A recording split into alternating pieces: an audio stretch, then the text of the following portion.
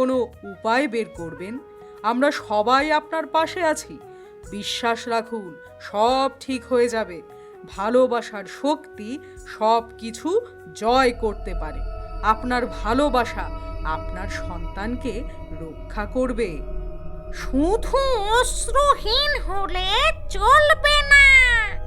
আমি ওই রাজকন্যাকে চিরতরে শেষ করে দেব।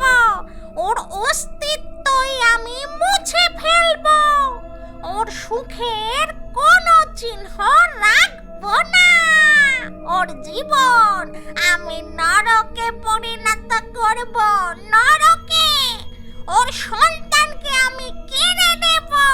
ওর সব কিছু আমি ধ্বংস করব। কিন্তু কিভাবে গুরুমা? প্রাসাদের নিরাপত্তা তো এখন দ্বিগুণ। ঋষির থেকে সেই নীল কমল এনে তার রস খেয়েছে, যেন কোনো অশুভ শক্তি তার কোনো ক্ষতি না করতে পারে। রাজপ্রাসাদে প্রবেশ করা এখন প্রায় অসম্ভব। তারা খুবই সতর্ক।